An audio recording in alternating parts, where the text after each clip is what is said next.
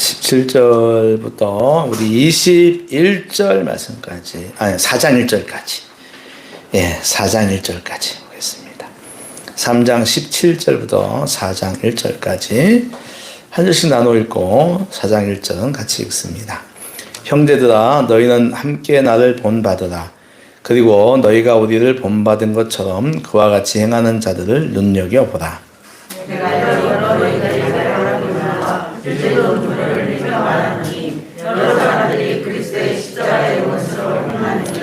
그들의 마침은 멸망이요 그들의 신은 배요 그 영광은 그들의 부끄러움에 있고 땅의 일을 생각하는 자다.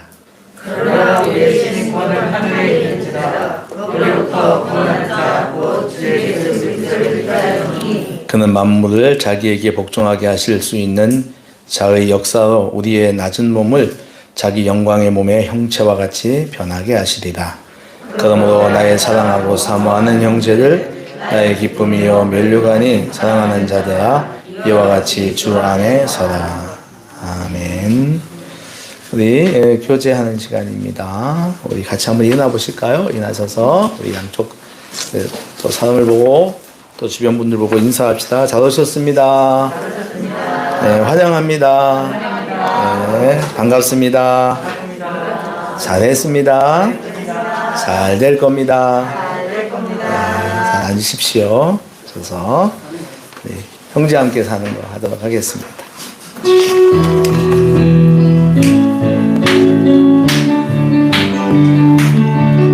형제와 함께 사는 거 그것은 아름다운 것.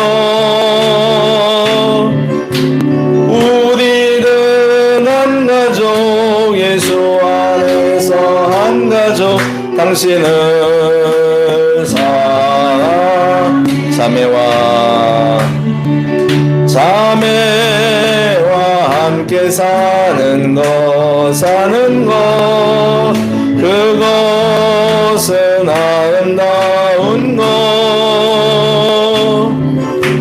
우리는 한 가족, 예수 안에서 한 가족. 당신을 사랑해. 한 번 더 멀리 보시고 인사하시죠. 사랑합니다. 예, 오준섭 병장이 또 나왔어요. 예, 이제 준섭이가 이제 휴가를 밥 먹듯이 나오고 이제 제대를 준비하고 있습니다. 우리 준섭이 환영합니다. 예, 우리 영상으로 예배드린 분들에게도 인사합시다. 환영합니다. 예, 우리 기도하고 말씀 듣겠습니다. 하나님 아버지, 이 시간 저희들에게 또 말씀을 들을 수 있는 은혜를 주셨습니다. 하나님의 말씀 잘 들을 수 있는 우리의 심령이 되게 도와주십시오. 주님, 저희들 마음밭이 좋은 밭 되게 도와주세요. 하나님 말씀 앞에 감사하며 그 말씀에 내 삶을 비추며 위로받고 격려받으며 갱신하는 새로워지는 저희들 되게 해주십시오. 때로는 그 말씀이 내 삶에 와닿지 않다 할지라도, 내 생각과 다르다 할지라도 그 말씀 앞에 내 생각을 내려놓고 그 말씀을 따라 살겠다고 다짐하는 그런 심령들, 성숙한 그리스도인들, 더 넓어지는 진리를 따라가는 그리스도인들 되게 하여 주시옵소서. 오늘도 주의 말씀이 우리 앞에 있습니다. 주의 말씀 듣는 자가 복이 있다고 했습니다. 말씀 듣는 복을 저희들에게 나누어 주시옵소서. 감사하며 예수님의 이름으로 기도합나이다. 아멘. 할렐루야. 하나님께서 이 시간 우리에게 말씀과 성령으로 은혜를 줄 믿습니다. 예. 오늘은 종교개혁 505주년 기념주일입니다. 오늘이 이제 10월 30일이고 내일은 10월 31일입니다. 10월의 마지막 날입니다. 여러분, 10월 31일 하면 우리 머릿속에 떠오르는 것들이 있지요. 여러분, 10월 31일 하면 제일 먼저 떠오르는 게 뭘까요? 맞습니다. 지금도 기억하고 있어요. 아마 내일 많이 나올 겁니다. 오늘 내일 많이 나올 거예요. 그리고 요 한 10년 내에 급격하게 떠오는 것이 있습니다. 10월 31일이 무슨 날인 줄 아십니까? 할로윈데이입니다. 10월 31일이 할로윈데이예요. 이 영미권에서만 지켜지던 이 날이 발렌타인데이에 이어서 한국 등 동양권에서도 점점 지키는 사람들이 많아졌어요.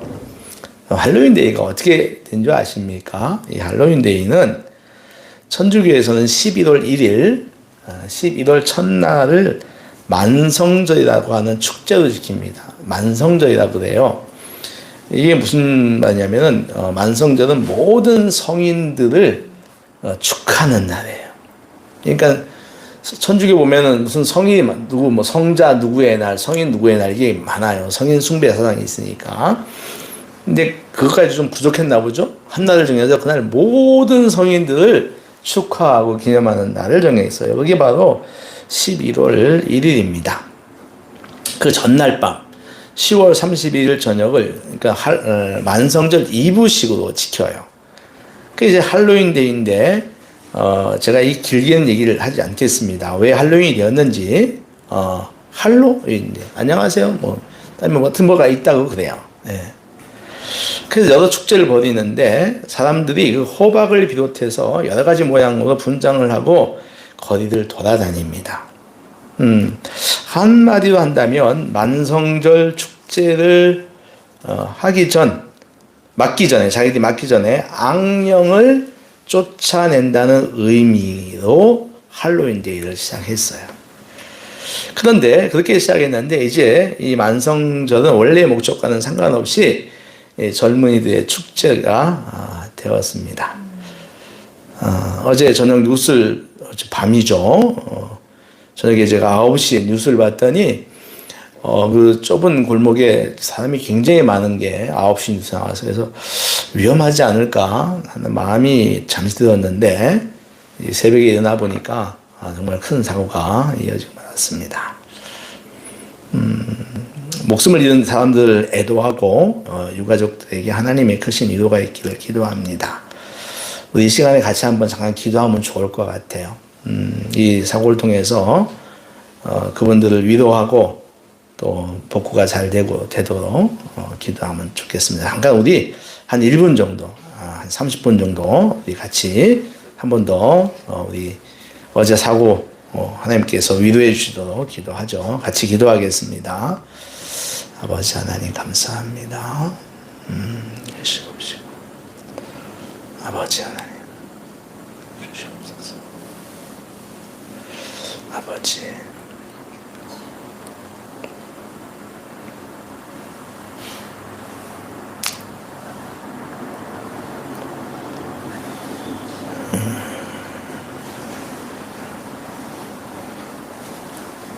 하나님 아버지 세월호 이후에 저희들이 이런 큰 사고가 없기를 굉장히 또 기도하고 원했지만 또 아버지 하나님 어제 밤늦은 시간에 또 많은 젊은이들이 목숨을 잃는 그런 사고를 당했습니다.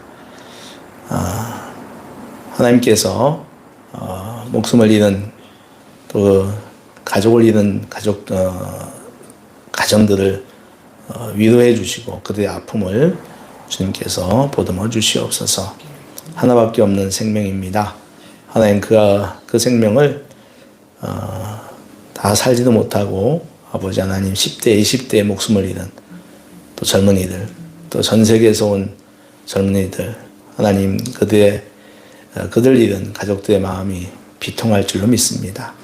위로해 주시옵시고 또 아버지 하나님 더 이상 생명이 꺼지지 아니하도록 하나님께서 살아있는 생명들 지켜주시옵소서. 하나님 또 아버지 하나님 구호하는 우리 구급대원들 또 아버지 경찰서 관계된 모든 사람들을 함께 해주시고 그들에게도 주님께서 도와주시옵소서. 하나님 이런 일 속에서 저희들이 아버지 하나님 저희들이 더욱더 함부로 판단하지 않게 하시고 저희들이 우리의 입술 아버지 하나님 덕을 세우는 그런 입술들이 또 말들이 성도들이 되게 하여 주시옵소서. 다시 한번 주님께서 이들을 위로하시고 아버지 도와주시길 원하옵고 예수님의 이름으로 기도합나이다. 아멘.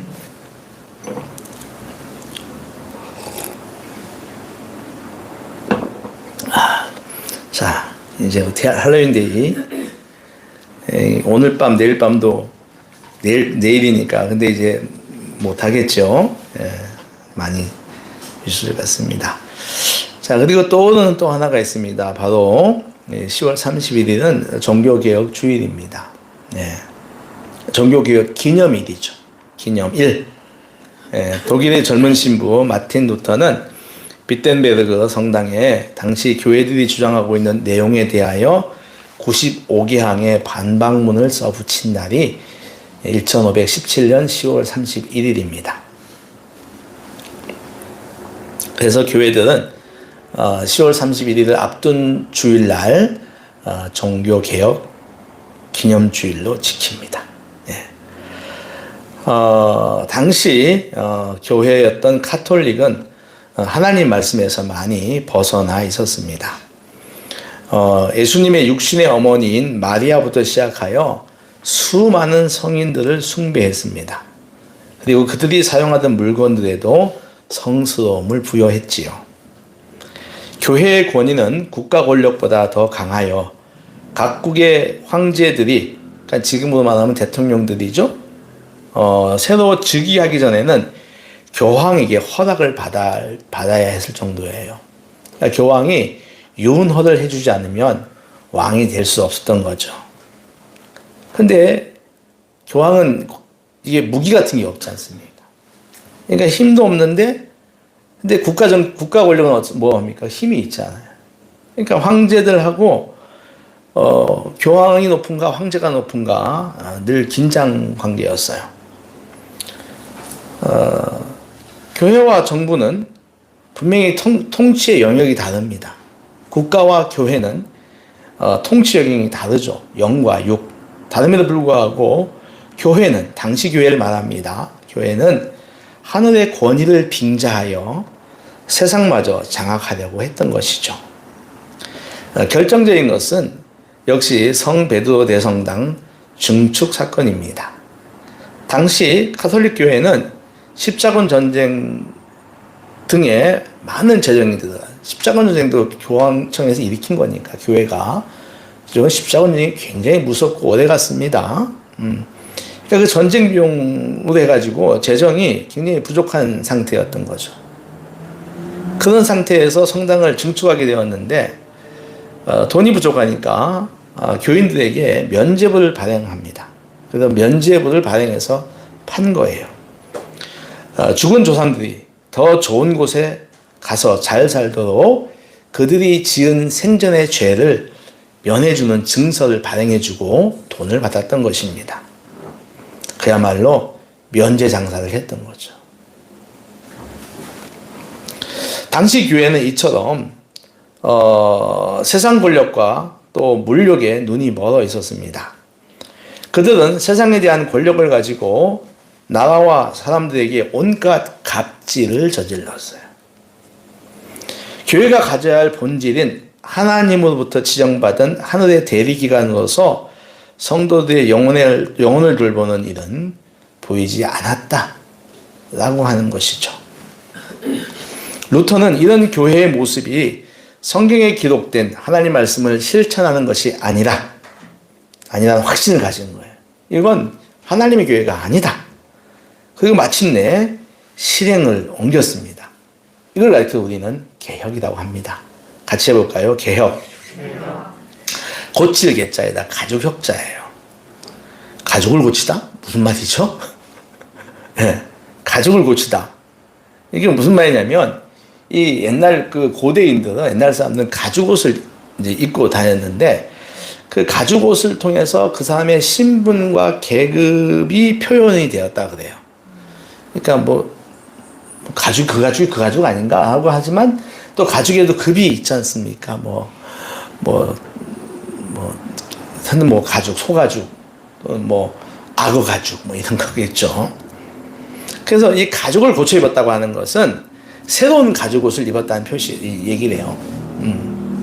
그래서 새롭게 됐다. 이런 뜻입니다.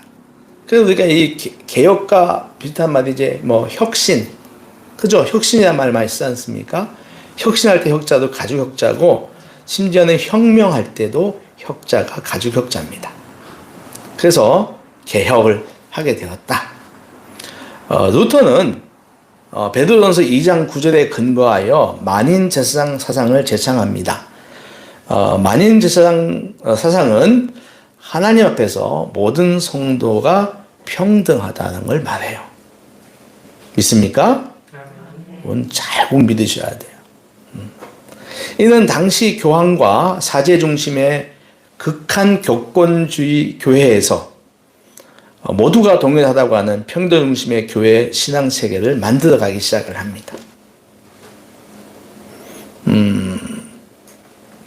그러나 모든 성도가 동일하다라고 하는 이 사상은 만인 제사장론은 굉장히 본질적인 겁니다. 그럼에도 불구하고 여러 가지 부작용도 갖고 있었어요. 뭐냐면 신학적이나 영적으로 성숙한 경지에 이르지 못한 사람들, 평신도들이 성경을 올바르게 이해한 일이 어려울 뿐더러 어떤 의미에서는 불가능한 일이죠. 그러니까 무슨 말이냐면 성숙하지 못한 사람들이, 교회에 대해서 잘 알지 못하는 사람들이 모두가 동등해 라고 하는 그 사실 하나만 가지고 자기들이 자양자재했다, 이런 얘기입니다. 그래서 이제 어떤 수준에까지 올라가지 않고서는 이것이, 그러니까 훈련을 받고 많은 신앙생활을 하면서 이것이 같구나라고 안 때까지는 까딱 잘못 나가다가는 이단 사상이나 교회의 무질서와 혼란을 가져올 가능성도 있었다. 다시 말해서 만인 제사장론은 신학적으로나 영적으로 성숙한 사람들에게 적용할 수 있는 본질적인 것이다. 오히려 미숙한 성도에게는 혼란을 가져오고 영적인 무질서를 가져온다는 것이죠. 이런 겁니다. 우리가 하는 교회는 하나님의 교회입니다. 동의하십니까? 예수의 교회입니다. 그런데 사람들이 상처받고 온 사람들이 자기들의 교회, 사람의 교회를 만들려고 해요.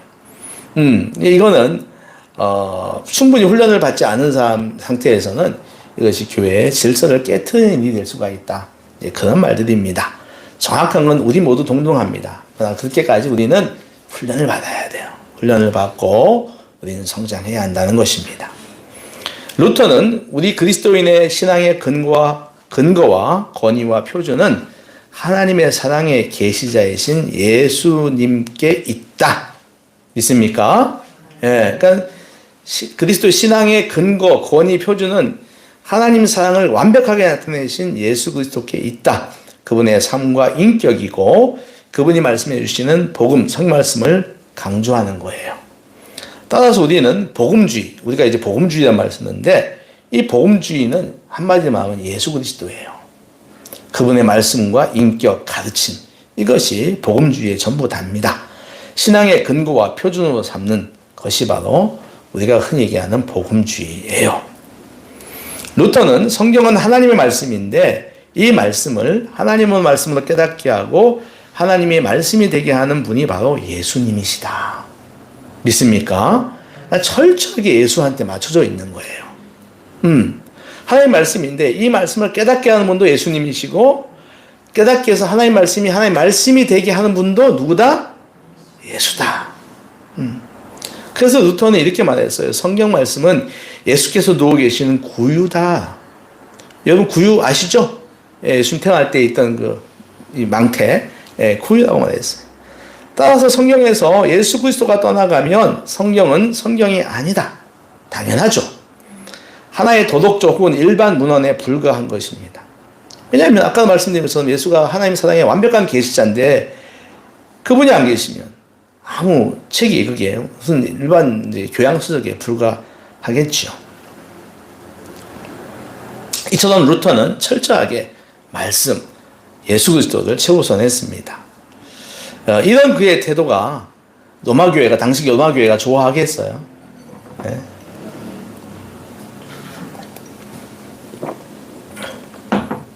그의 태도와 사상이 당시 로마 카톨릭의 부정과 부패에 맞서게 되는 거예요. 당시 로마 교회와 마틴 루터를 이렇게 정리할 수가 있습니다. 당시 로마 교회는 교회와 사람의 욕심을 채우는 곳이었고, 루터는 이에 맞서 복음의 본질을 부르짖으며 하나님의 영광을 드러낸 사람이다. 이거예요. 결국 개혁은 제가 이따도 말씀드리겠지만 개혁의 기준은 사람을 위한 것이냐 하나님을 위한 것이냐에서 결정됩니다. 한번 따라해 보세요. 개혁은 사람을 위한 것이냐 하나님을 위한 것이냐 이것으로 결정된다. 그렇다면 오늘을 살아가는 교회와 성도들에게 당시 로마 교회의 모습이 없을까요? 유감이지만 없다고 말할 수 없습니다. 아니, 어쩌면 그때보다 더 크게 있습니다. 그래서 우리는 또다시 개혁을 이야기합니다. 다시 개혁을 이야기하고 개혁을 소망하는 목소리들이 많이 들리는 것입니다. 여러분, 성도들 신앙에서 가장 크게 작용하는 것이 무엇입니까? 여러분은 교회를 왜 나오십니까? 왜 예배를 드리십니까? 목사님, 그거 말할 수 없어요. 아마 대부분의 사람들이 세상에 복을 받기 위해서 나올 것입니다. 우리가 흔히 말하는 기복주의 신앙이에요. 예수를 믿고 교회에 출석하는 가장 큰 이유가 내가 건강하고 내 가족이 건강하고 하는 일이 형통한 것입니다. 사고당하지 않고 나와 가족들 건강하고 세상 여러 가지 사고와 질병부터 보호되고 내 아이들 자녀가 학업이 뛰어나고 그리하여 좋은 대학 들어가고 좋은 직장 취업하는 거예요.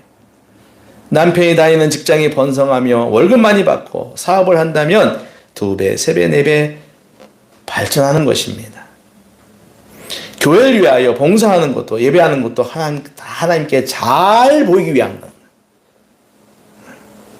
잘 보여서 복 받기 위해서 하는 겁니다. 개인에게 이런 기복주의 신앙이 있다면 교회에는 개교회주의가 있습니다. 이 개교회주의는 내가 소속한 교회가 부흥하고 발전해야 한다는 것입니다. 여러분, 실은 모든 교회는 그리스도 안에서 하나입니다. 믿으십시오. 예. 즉 그리스도에 의한 그리스도의 통치를 받는 공교회예요. 그런데 이런 공교회성이 사라졌습니다.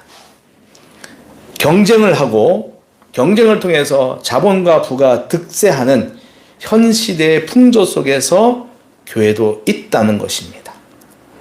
그래서 세상 기업처럼 성장에 목을 거는 것입니다.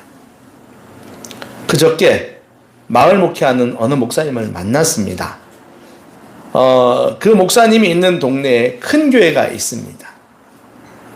근데 이 교회가 전도를 잘한답니다. 그래서 지금 전도하기가 어렵잖아요. 전도하기 어려운 때 전도를 하니까 참 귀한 거죠. 그래서 목사님이, 이 만난 목사님, 그 목사님이 부럽다고도 합니다. 그런데 그 목사님 하신 말씀이 이해가지 않는 게 하나가 있다는 거예요. 그게 뭐냐면 전도실 나눠주는데 저 교회 다닙니다 라고 이야기를 해도 자기 교회 오라고 한다는 것입니다. 내가 다니는 교회가 더 좋은 교회다, 진짜 좋은 교회다, 그게 오라고 한다는 거죠. 여러분, 이거는요 전도가 아니고 강도입니다. 그 교회가 정말 건강성을 가진 작은 교회라면, 라고 한다면 동역자를 얻기 위해서 도전을 줄 수는 있습니다. 근데 이미 그 교회는 대형 교회예요. 대형 교회에서 지나가는 사람 전도하면서 교회 다닌다 그러니까 그래도 우리 교회 나와라고 하는, 이런 일들이 한국 교회에 있습니다. 많습니다. 저 지금 엄청난 저기 용인에 있는 큰 교회, 그 교회는 가서 교패 떼고 자기 교패 붙인다고 하지 않습니까? 옛날에 그런 얘기 있었어요. 그건 아주 비윤리적인 일을 합니다. 이 개교회주의는 교회를 사랑하는 거 마땅합니다. 여러분 교회 사랑하셔야 됩니다. 담임 목사님 사랑해야 되고 성도 사랑하고 교회에 대해 여러분 시간과 마음과 재정도 드려야 됩니다. 근데 이 개교회주의는 그걸 넘어서는 거예요.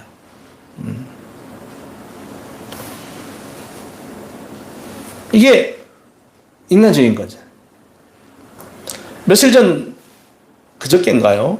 종교개혁주의를 앞두고 한국 교인들을 대상으로 통계조사했어요. 네, 조사에 응한 사람들 가운데 많은 사람들이 한국 교회가 공교회성이 회복되어야 한다는 말을 했습니다. 이제 이 공교회란 말이 점점 이제 스며들기 시작하는 거예요. 감사한 일이죠. 내가 화를 피하고 복을 받기 위해 예수를 믿고 세상 기업처럼 큰 교회 짓기 위해 교회를 하는 거, 이거 사람의 욕망을 채우기 위해 면죄부를 받았던 중세교회와 다를 것이 없다 라고 하는 것입니다. 오늘 바울사도는 17절에서 우리가 본문 첫 번째 절에서 빌립보 교인들에게 나를 본받아라고 합니다. 한번 따라해 볼까요? 나를 본받아라. 나를 본받아라. 그리고 나를 본받는 자들이 행하는 행동을 눈여겨보라고 합니다. 자신을 잘 본받고 있는지 살펴보라는 이야기예요. 18절에는 내가 여러 번 말하였고 지금도 눈물을 흘리며 말한다고 합니다. 18절 말씀 한번 읽어볼게요. 같이요. 시작. 내가 여러 번 너희에게 말하였거니와 이제 눈물을 흘리며 말하노니 여러 사람들이 그리스도의 십자가의 원수를 말하니 눈물을 흘리는데 여러 사람들이 그리스도의 십자가의 원수로 행한다고 하는 거예요. 그럼 여기에 나오는 그리스도의 십자가의 원수는 누구를 말하는 건가요? 이들은요, 그리스도의 구속의 은혜와 그리스도인의 자유를 왜곡하여 율법의 모든 금지 조항을 부정하는 자들입니다. 그러니까 그리스도의 자유, 또 구속의 은혜를 갖다가 왜곡해서 율법에 나오는 모든 금지 조항을 부정하는 사람들이에요. 이들은 그리스도의 속죄 사역을 왜곡하며 참 자유가 아닌 방종을 일삼는 그 당시 사람들이었어요. 그러니까 이들 역시 예수의 속죄의 십자가보다는 그것을 이용하여 자기 욕망과 자기 욕구를 채웠다고 하는 것이죠. 자기의 뜻대로 자기의 욕망, 욕구를 채웠다고 하는 거죠.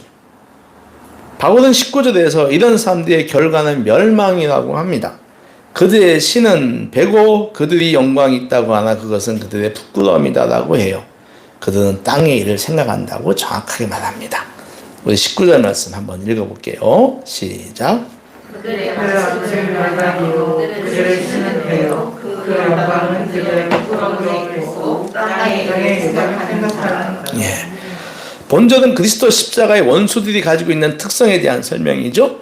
그들의 마침은 멸망이라고 하는 건 아폴레이아. 아폴레이아는 구원의 반대 개념입니다. 이는 특별히 사악한 자들에 대한 형벌을 넣어서 영원한 파멸을 가리킬 때 사용돼요. 마태복음에도 있고 베드로전서에도 이 아폴레이아가 나옵니다. 영원한 파멸. 영원한 파멸을 이야기하고 그들의 신은 배요라고 하는 것은 쾌락주의자를 말하는 거예요. 네. 그러니까 육체의 자기 정욕대로 자기의 육체의 정욕대로 사는 것을 말합니다. 그들의 그 영광은 그들의 부끄러움이 있다고 하는 것은 이 여기서 부끄러움은 아이스케네인데 벌거벗은 걸 말해요. 예. 또는 사람의 은밀한 부분을 가리킬 때 사용되는 단어입니다. 따라서 본문은 그들이 마땅히 부끄러워해야 할 부도덕적인 일들을 서슴지 않고 즐겼다는 것을 말해요. 땅의 일을 생각하는 자는 땅의 일을, 이 뭐냐면 본능적이고 물질적인 것만 생각하며 세상적 가치 기준을 따라 행동하는 사람들입니다. 그러니까 물질적인 것이고 세상적 가치 기준에 따라서 돈이 최고야, 외모가 최고야, 뭐 이런 거죠. 권력이 최고야, 노는 게 최고야 하는 사람들을 말한다는 거예요. 이러보건대 그리스도의 십자가 원수는 땅의 일을 생각하는 사람들이 분명합니다. 그리스도의 속죄 십자가를 부인하는 사람, 벌거벗은 것 같은 사람, 육신의 쾌락만을 추구하는 사람, 더 나아가 믿음의 가르침과 배치되는 땅의 복만 추구하는 모든 사람들, 이들은 그리스도께서 십자가에서 대속의 피를 흘려 죽으신 뜻을 헤아리지 못하고 땅의 것들만 추구하는 사람들이죠. 말씀을 정리해 볼까요? 바울은 20절에서 분명하게 선언하고 있습니다. 우리 20절과 21절 같이 읽겠습니다. 시작. 그러나 우리의 시민권은 하늘에 있느니라. 거기로부터 모하는 자 곧 우리 예수 그리스도를 기다리니 그는 만물을 자기에게 복종하게 하게 할 수 있는 자의 역사로 우리의 낮은 몸을 자기 영광의 몸을 형체와 같이 변하게 하시리라. 아멘. 우리 4장 1절도 읽겠습니다. 시작. 그러므로 나의 사랑하고 사모하는 형제들 나의 기쁨이요 면류가 아닌 사랑하는 자들아 이와 같이 주 안에 살라고 합니다. 자, 여러분, 우리의 시민권이 어디 있다고 합니까? 하늘에 있다고 해요. 네, 한번 따라해 보세요. 하늘에 있다. 네, 거기서 구원자 예수님을 기다린다고 합니다. 그 예수님은 만물을 복종을 시킬 수 있는 능력으로 우리의 낮은 몸을 자신의 영광의 몸이 되게 하신다고 합니다. 땅에 발을 딛고 사는 사람들은 그 땅에 속한 나라가 주는 국적 시민권이 있는데 하늘에 있다는 말이 무엇입니까? 우리는 예수님의 피로 구원을 받을 때 우리는 더 이상 이 땅의 사람이 아니라 하나님의 백성이 되는 거예요. 우리가 흔히 좋아하는 말 있잖아요. 왕의 자녀. 하나님의 백성이 되는 겁니다. 그러니까 하늘의 시민권을 우리가 갖게 되는 거예요. 뭐 지금은 옛날 같지 않지만 여러분 옛날에 미국 시민권 하면 대단했지 않습니까? 대단했습니다. 미국 시민권. 그거 다 따고 싶어 했어요. 그래가지고 미국 가려고 그러면 이제 관광비자 가지고 가서 미국 가서 숨어버리죠. 그러니까 지금 우리 동남아 이 하는 거 똑같은 거예요. 예. 미국 가서 90일짜리 관광비자 얻어가지고 가서 숨어버리죠. 불법 체류자가 됩니다. 근데 이런저런 닥치는 일을 하다가 10년을 보내면 그때는 영주권을 이제 딸 수가 있어요. 그런 다음에 시민권도 땁니다. 그런 다음에 한국에 오는 거예요. 왔는데 미국 영주권이나 시민권을 따고 돌아온 사람들은 그야말로 성공한 사람들을 받았어요. 와, 미국 시민권이 있대. 지금은 그러지 않습니다. 지금은 뭐 우리가 더 잘 산다고 느낄 때도 있으니까요.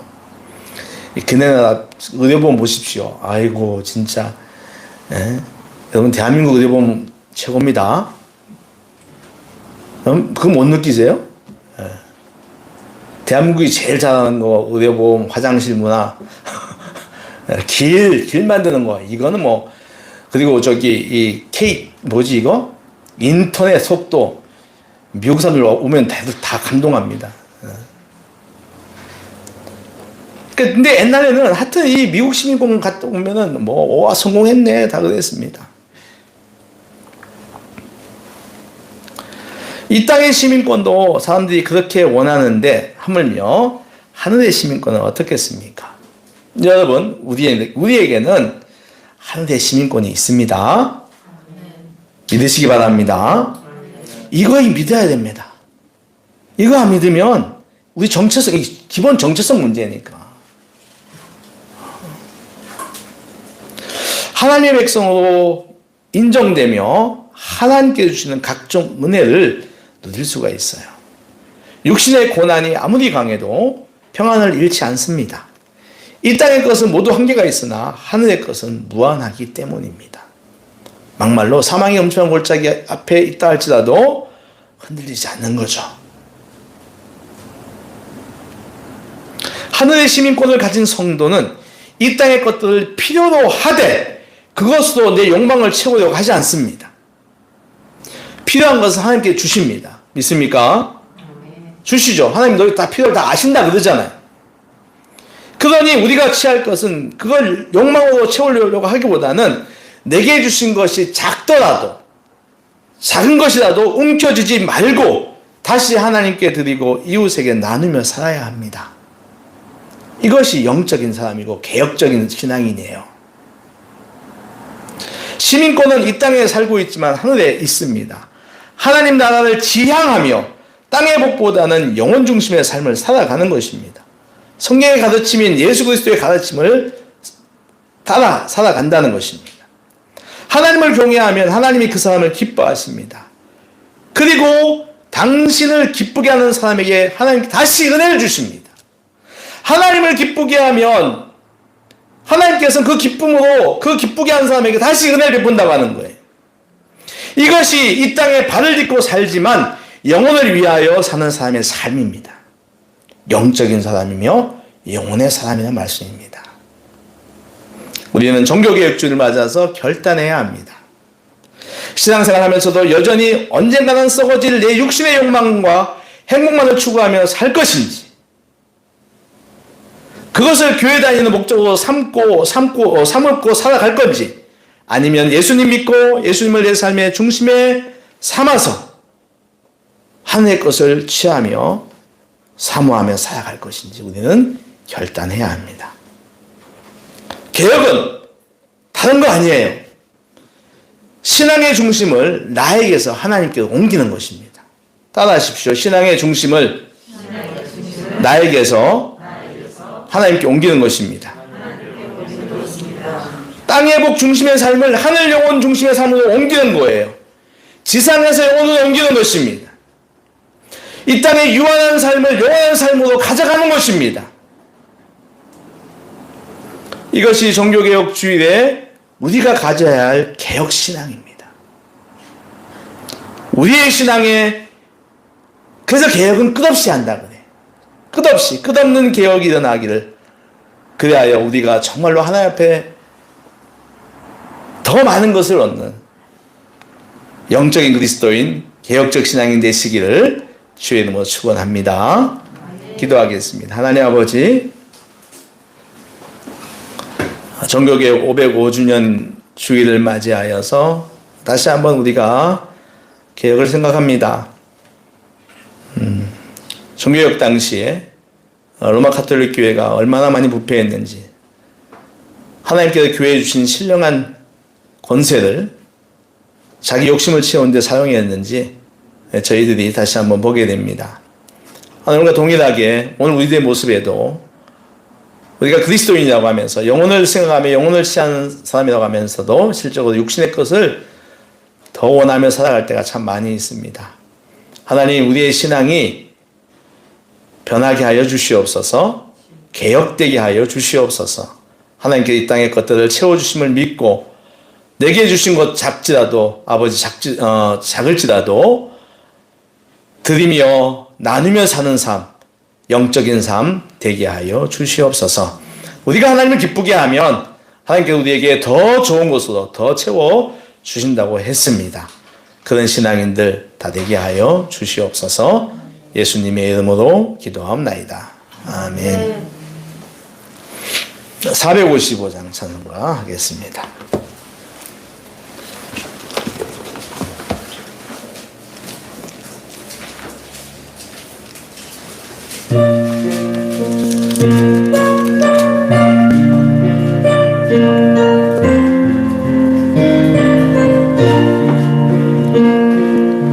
주님의 마음을 본받는 자, 그 마음의 평강이 찾아오면 험악한 세상을 이길 힘이 하늘로부터 임함이로다. 주님의 마음 혼나다 살면서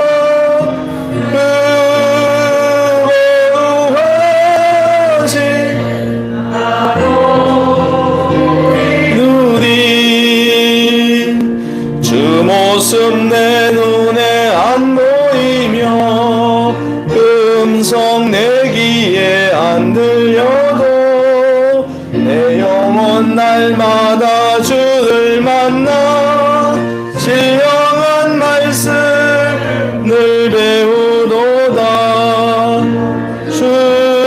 주님의 마음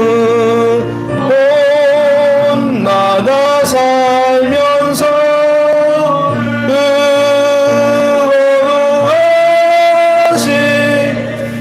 나도 이루리. 가는 길 거칠고 험하여도 내 맘에 불평이 없어지며 십자가 고난을 이겨내신 주님의 마음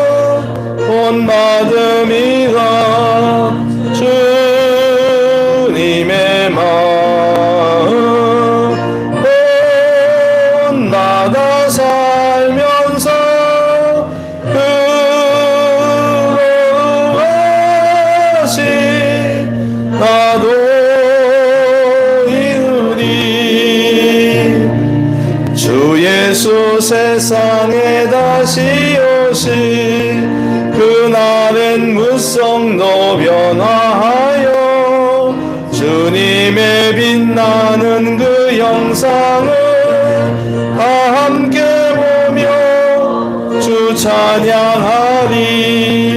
주님의 마음 온나다 살면서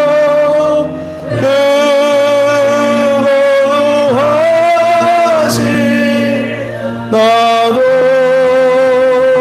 이루리. 세상의 욕망 본받지 말고 주님 마음 본받아 사는 우리가 됩시다. 아멘. 강구 말씀을 드리겠습니다. 오늘 예배 함께한 모든 성도님들 환영합니다. 오늘은 종교개혁 505주년 기념주일을 지킵니다. 구원은 믿음에서 오며 구원받은 사람은 하늘의 가치를 우선으로 살아감을 기억하시기 바랍니다. 오늘 예배 후에 우리 생명사랑 자살예방 전도 캠페인을 하도록 하겠습니다. 다음 주일은 추수감사주일로 지키고 절기헌금을 드립니다. 그리고 오후에 추수감사를 반찬 나눔을 하도록 하겠습니다. 그러니까 토요일날 11월 5일날은 모이지 않도록 하고요. 절기헌금 여러분들이 추수감사절 절기헌금은 여러분들이 기도 많이 하시고 그 헌금에서 이번에도 반찬 나눔할 때 드는 비용도 들어가니까 여러분들이 후히 하나님께 드릴 수 있기를 바랍니다. 이번 주 수요 기도회는 이제 수요 기도회가 11월 2일인데 하지 않고 11월 4일 날 밤 9시에 월사 기도회로 대체하도록 하겠습니다. 교회 청소 다음 주는 3조입니다. 청년들이고요. 청소하시는 분들은 시간을 좀 잘 지켜서 나오시기 바래요. 앞으로 이제 이 교회 청소를 우리만 할 것이 아니라 우리 한국교실 토요일 하는 사람들에게도 좀 하게 하려고 그래요. 그네들이 제일 맨 마지막에 쓰니까 돌아가면서 너희들도 한 달에 한 번은 교회 청소하고 가거라. 그래서 우리가 좀 교회 사용하는 사람들, 봉사하는 사람들에게도 얘기를 하려고 그래요. 금요일날 아주 이렇게 하고 가니까 좀 같이 해서 사용하는 모든 사람들이 같이 이제 청소에 동참하면 좋을 것 같습니다. 성경암송대회를 11월 20일 날 하겠습니다. 본문은 시편 84편입니다. 12월 예배위원은 헌금은 우리 배현주 권사님이시고 안내는 김철석 성도님이십니다. 제가 여러분에게 드릴 말씀이 있는데 이제 그 할로윈 사고에 대하여 좀 말씀을 드리겠어요. 여러분들 지금 이 사고가 났지 않습니까? 이제 여기에 대해서 이제 비판하는 사람들이 있어요. 그러니까 뭐 여러 가지가 뭐 우상을 섬기다 그랬다든가 또는 왜 거기 가서 뭐냐 이런 식으로 하는데 그거 지금 하면 절대 안 됩니다. 우리 그리스도인들은 그건 나중에 얘기를 해야 돼요. 잘 됐다 뭐 그럴 줄 알았다 그거는 정말 가슴 아픈 일이에요. 그러니까 지금 우리가 해야 될 것은 애도하는 거예요. 여러분 꼭 기억하십시오. 국가에서 오늘부터 지금 국가 애도 기간을 정했잖아요. 그러니까 우리가 교만해서는 안 돼. 이런 사고 앞에서 교만해서 안 되고 어떤 도덕적 우월성을 가지려고 해서도 안 돼요. 그러니까 지금은 그들을 그 사고 당한 사람들의 목숨을 우리가 애도하고 빨리 복구가 돼도 이런 말 하셔야 됩니다. 다니면서 그렇게 하십시오. 얼핏 부정적인 얘기하면 더 기 안 세워져요.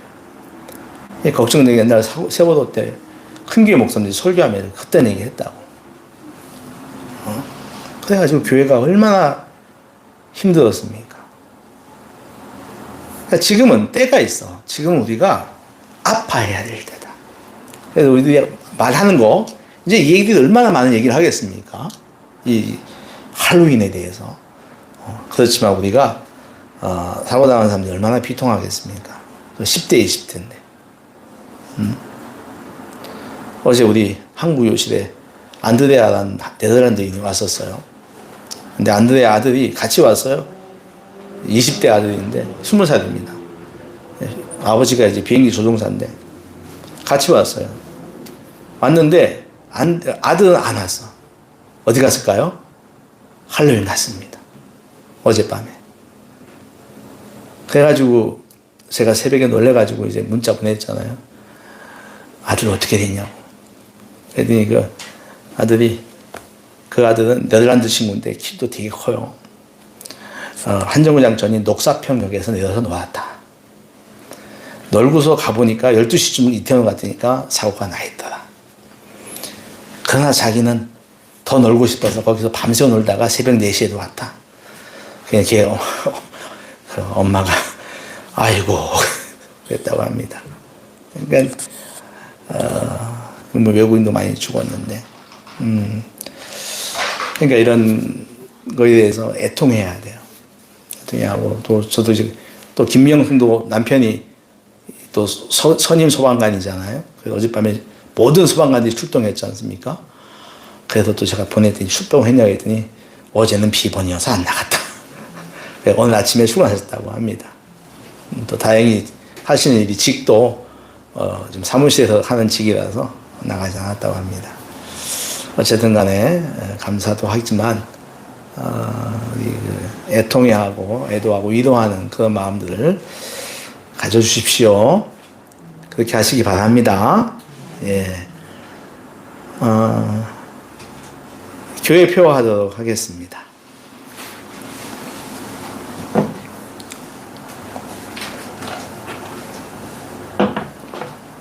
징검다리 교회는